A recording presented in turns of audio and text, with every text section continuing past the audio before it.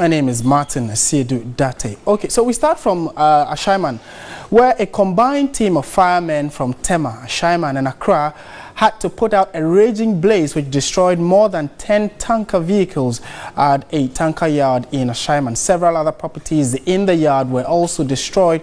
Following, however, no casualty was recorded. At least that is the only good news we are getting from that place. Eyewitnesses say they spotted smoke billowing from within the yard at about 12 noon on Sunday.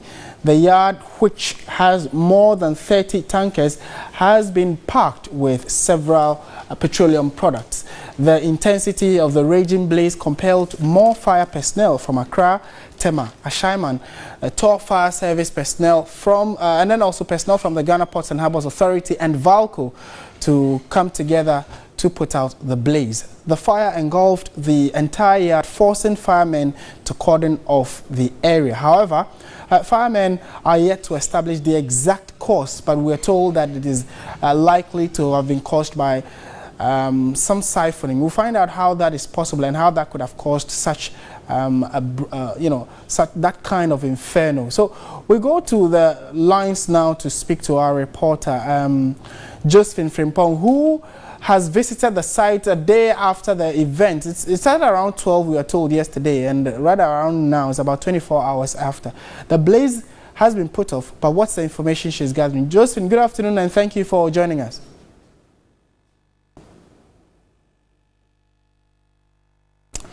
All right, so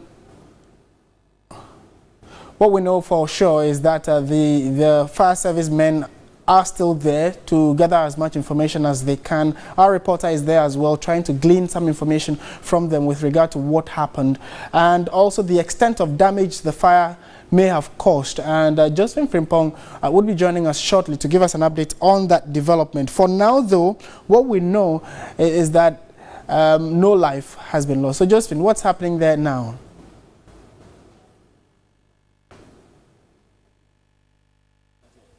He just wanted to check my voice.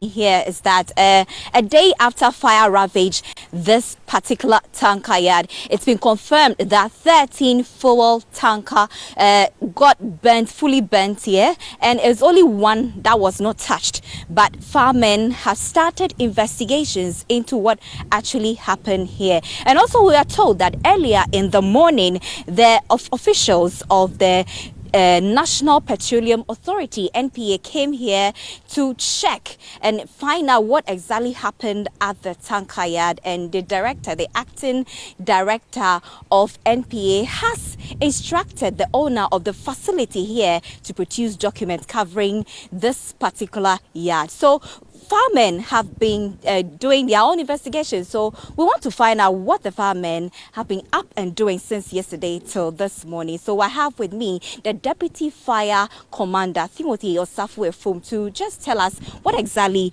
the firemen have been up doing since yesterday. Mr. Efum, what has your men been up doing here? Thank you very much. I think since yesterday that the fire broke, we were here until this morning when we left, because we didn't want to leave behind where we will have reignition.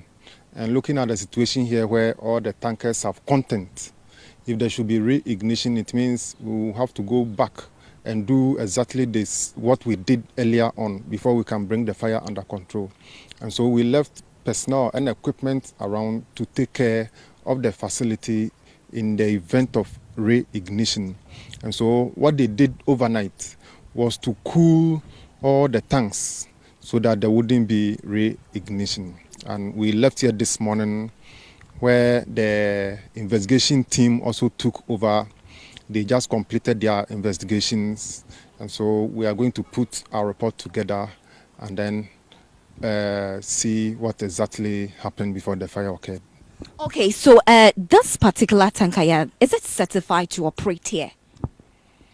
Yes, on our part, they have all the necessary documents to operate. Note that this is a yard.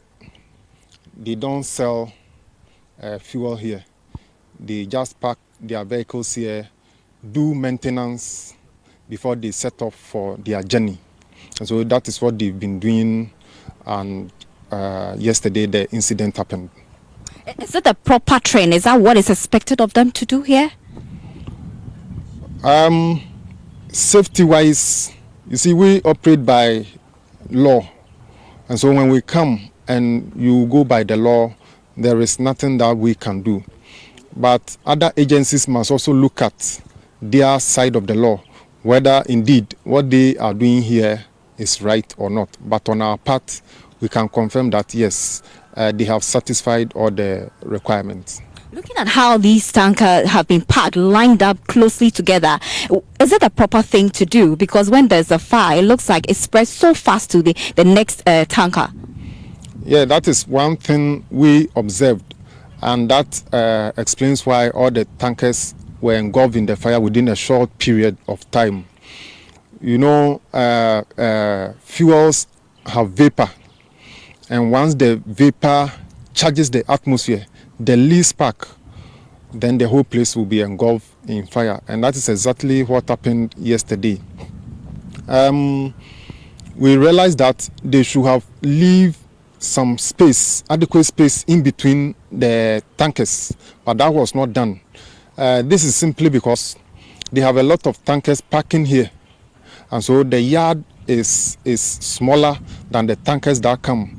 And therefore, they think that that's the best way they can do to accommodate the tankers, or the tankers that come to this yard to park. All right, so that was the Deputy Fire Commander for the Tema region, Timothy Osafwefu, telling us exactly what the firemen have been up and doing since yesterday till this afternoon. So from the timber market, exactly the furnace tanker yard which got ravaged, my name is Josephine Frimpong. Back to the studios to Martin to continue with the news.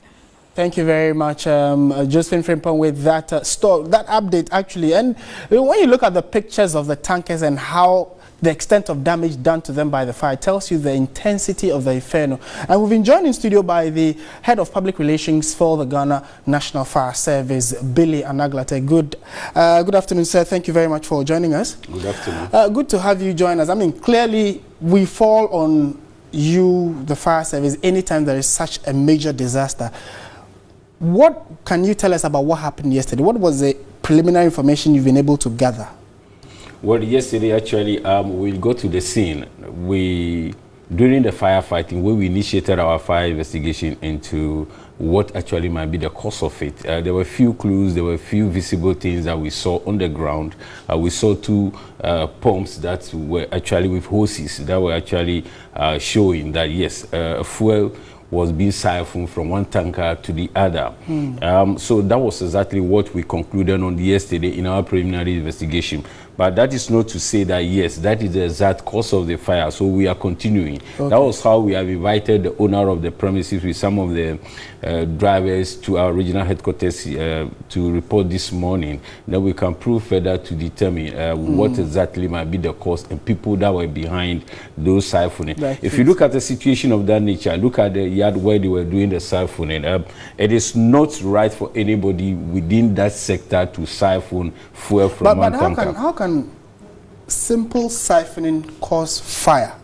Could it be, just asking, that maybe there was some naked fire in and around the premises? We are having a situation where several vehicles were parked and you are siphoning from one tanker to the other.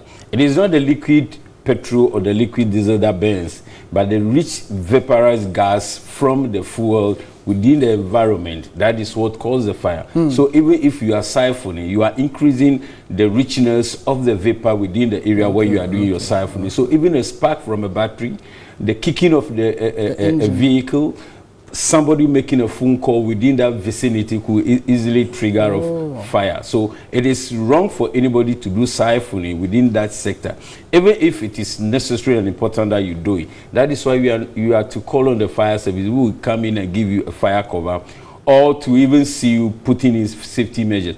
But yesterday when we got to the location where this siphoning was taking place, there was not even a single fire extinguisher position to see in that. Such a location? Exactly. That when the unexpected happened, quickly they could use the extinguisher to extinguish. So purely they were only going with siphoning without any safety measure put in place. Do we know the number of such places, such tanker yards, at least in the Greater Accra region? Well, it will be difficult for us to determine the total number of those tanker yards in the Greater Accra region. Why? Because there are some of them operating illegally that it is difficult even for the fire service to locate all of those within. I believe to ensure that property and life are protected was why the fire service has, constituted a task force assigned specifically to those areas that they are moving day in, day out, to see if they will be able to locate where those things are. But you agree with me that firemen are no magicians, so we will not be able to know until even the public assists to tell us that yes, we have one here, then we can follow up to see if really they have other issues. And that would extend the discussion to places like filling stations. What are the basic safety standards needed at least a filling station? Because these tankers, that is where normally they go to, they operate. Yes, by law, LI 1724 Fire Precaution Premises Regulation 2003, made it clear that commercial premises filling stations such as what we had yesterday, first of all, you need to have adequate exits. In the terms of evacuation, in case of any emergency, people should get out freely. That is why you don't have to have congestion within those areas. You should also ensure that you have firefighting facilities like extinguishers, the hose reels, or anything that could be used to fight fire. Then you should also ensure that you have early detection and warning system, the smoke detectors, the heat detectors within the area. Notwithstanding that, you should ensure that all the workers within the area are taken through fire safety education and the emergency fire prevention education, so that people within the area will be able to have what it takes to determine any looming maybe disaster then they will be able to provide mitigating facilities to reduce whatever any such disaster. Okay, and how often do we go on the task force you mentioned? How often do they go on checks? What kind of reports or information do they gather? Is there a general safety where we can all go to bed at peace, or there is the possibility that a lot of these places are not going according to the standards expected? Well, if for all that the fire service is doing, using the media, getting into the communities to educate people, so we should be having some of these preventable disasters, then I believe that we are not safe. Nobody is safe, because there is nothing that the fire service can do when the public fails to complement our efforts. So there are situations that we get into premises after educating them, and then they are able to provide the facilities when we walk out from that place, and then other things are done. So it is difficult for me to say that yes, we can all go to bed and sleep peacefully. Sanctions. Then we should have sanctions. We should at least be able to do something that is deterrent enough for almost every filling station, every tanker, to know that if you commit this kind of error or crime, these are the sanctions for. Are we sanctioning? Do we even have an example of someone who has been dealt with? A lot. We have closed down filling stations before. Yes, even just later part of last year and early this year, we've closed down filling stations, and then this is what we've been doing. People have been taken to, the law courts for sanctions and other things for flouting our LI 1724. These things are there, but humans as we are, there are recalcitrant people, there are people who do things recklessly, and there are people who do not even care about anything. In fact, we will be able to prevent all this when people change their attitude toward fire safety. Okay. All right. The numbers people can call in case they detect anything, can you help us with it? Yes, actually, you can also use our emergency number 192. Since it is emergency situation, 192 to inform. 192. Yes, exactly. Okay. That's a short-coded one. You can also call us on 0302 772 446. 772 446. Yeah, 0302 772 446. You can call us on these numbers, and that will assist you. All right. Thank you very much, Mr. Billy Anaglata. He is the head of the Public Relations Unit of the Ghana National Fire Service, with an update of what happened in Ashiaman, and also nationally how they intend to keep everyone safe. If you find any suspicious activity that could cause disaster, you know the numbers to call. Thank you very much, and hopefully we'll talk to you again soon. This is still Midday Live on TV3.